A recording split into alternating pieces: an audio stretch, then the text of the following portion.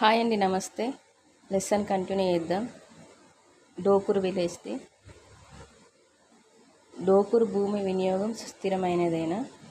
ఇక్కడ నుంచి స్టార్ట్ చేద్దాం. మనం సుస్థిర భూ వినియోగ విధానాన్ని అనుసరించాలి అంటే భూసారాన్ని కాపాడుకుంటూ ఉండాలి, భూగర్భ జలాలు పునరుద్ధరింపబడుతూ ఉండాలి, అటవీ భూమి, పచ్చిక బయలు, సాగు భూమి మధ్య సమతుల్యం ఉండాలి. అంటే అన్నీ సరిసమానంలో ఉన్నప్పుడే మనకు ఏదైనా సాధ్యమవుతుంది. అనేక తరాల పాటు భూమి సారవంతంగా ఉండేలా భూ వినియోగం ఉండాలని పర్యావరణవాదులు విశ్వసిస్తున్నారు. ఇతర జీవనోపాధులు 6 నెలల వరకు వీరికి వ్యవసాయం ఉంటుంది. చిన్న రైతులు 6 నెలలు వ్యవసాయం చేసుకొని తర్వాత వ్యవసాయ కూలీలుగా ఉపాధి కోసం పట్టణాలకు, నగరాలకు వలస వెళ్తారు. అంతేకాకుండా హైదరాబాద్, గోవా, మహారాష్ట్ర, పూనాలో కూడా వీళ్ళు వెళ్ళడం జరుగుతుంది. మళ్ళీ వీళ్ళు జూన్లో తిరిగి వస్తారు. వ్యవసాయం వల్ల ఖచ్చితమైన ఆదాయం వస్తుందన్న నమ్మకం లేదు కాబట్టి వీరు వ్యవసాయేతర పనులు కూడా చేస్తున్నారు. ఇది ఇక్కడ ఇన్ఫర్మేషన్. ఇక్కడ పశు పోషణ చూసుకున్నట్టయితే రైతులు పాడి పశువులను పెంచుతున్నారు. ఈ పాలిచ్చే పశువులు బర్రెలు. పాలను ప్రభుత్వ సహకార సంఘాలకు, బర్రెల నుండి తీసిన పాలను ప్రభుత్వ సహకార సంఘాలకు అమ్ముతారు. పాలల్లో వెన్న శాతం బట్టి, అంటే అవి ఎంత చిక్కగా ఉన్నాయో దాన్ని బట్టి ధర ఉంటుంది. లీటర్కు 35 నుంచి 40 రూపాయలు ఇస్తున్నారు. డోకూరులో తక్కువ భూమి ఉన్నవారు సుమారు 20 కుటుంబాల వరకు జీవనోపాధి గొర్రెల పెంపకం.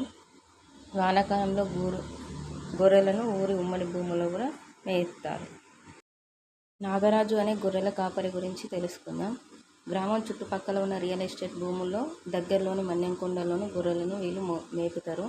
వేసవిలో గొర్రెలతో పాటు నల్గొండ, ఆంధ్రప్రదేశ్లోని కర్నూలు జిల్లాలకు వెళ్ళి అక్కడ వాటిని మేపుతారు. అంటే గొర్రెలను మందగా తీసుకెళ్ళి అక్కడ మేపడం జరుగుతుంది. ఇలా మేపుతూ వీళ్ళు వాటిని అమ్ముకోవడం ఇవన్నీ చేయడం వల్ల వీళ్ళు సంవత్సరానికి 1,00,000 రూపాయల వరకు ఆదాయం ఉంటుంది. ఇక్కడ ఇంకా ఇతర పనులు చూసుకున్నట్లయితే వడ్రంగం, లోహ పని, రైస్ మిల్లు. ఈ వడ్రంగం చేసే పనులు వాళ్ళు 2 కుటుంబాల వారు ఉన్నారు. వీళ్ళు తలుపులు, కిటికీలు, ఇంటికి కావాల్సిన కట్టెకు సంబంధించి తయారు చేసేటివి, పైకప్పులు తయారు చేస్తారు. ప్రస్తుతం విద్యుత్ పరికరాలు అంటే మిషన్స్ ద్వారా, ఎలక్ట్రిక్ ఐటమ్స్ ద్వారా వీళ్ళు వర్క్ చేస్తున్నారు. ఈ ప్రభాకరాచార్య వడ్రంగి ఇప్పుడు తీసుకున్నట్టే నెల 30,000 సంపాదిస్తున్నాడు.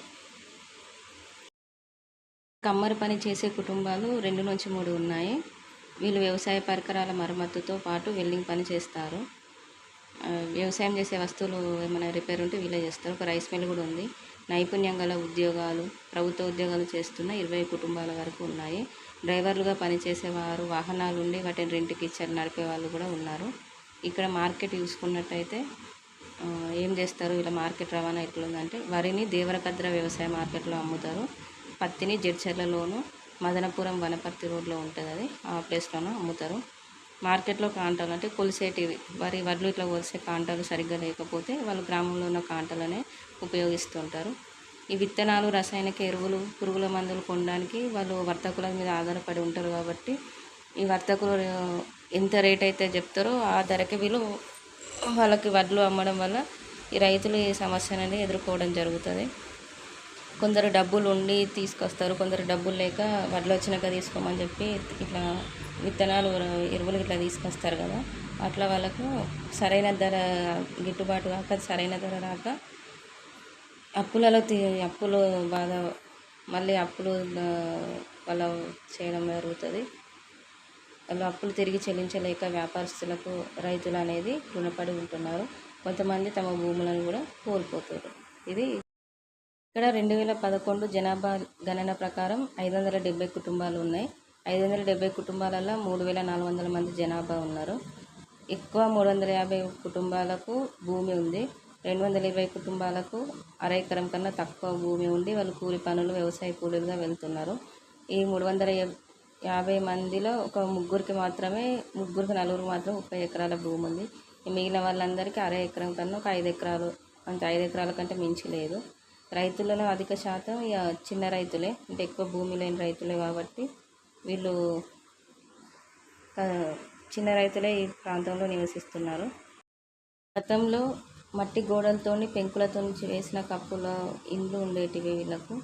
కానీ ఇప్పుడు దగ్గరలోనే క్వారీల నుంచి రాయి, మట్టి తేలికగా దొరకటంతో ఇళ్ళలో ఇటుక ఇనుము కాంక్రీట్ ఉపయోగిస్తున్నారు. గోడలు ఇట్లా కట్టడానికి ఇళ్ళలో ఇటుక ఇనుము అనేది కాంక్రీట్ ఉపయోగిస్తున్నారు. పేదవారి ఇండ్లు రేకులతో కప్పి ఉంటాయి. ఇక్కడ విద్యుత్ సౌకర్యం కూడా చాలా ఇండ్లకు ఉంది. ఇక తాగునీరు అనేది ఫస్ట్లో బావుల నుండి ఉంటుండే, కానీ ఇప్పుడు బోరు పంపులు వేస్తారు కదా, బోర్లు ఎక్కువ వేస్తున్నారు నేర్చుకున్నాం కదా. బోరు పంపులకే నీళ్ళ ట్యాంకుల్లోకి నీళ్ళు పంపించి పైపుల ద్వారా అక్కడ నుంచి ఇంటింటికి పంపుల ద్వారా అంటే పైపుల ద్వారా నీటి సరఫరాని చేస్తున్నారు.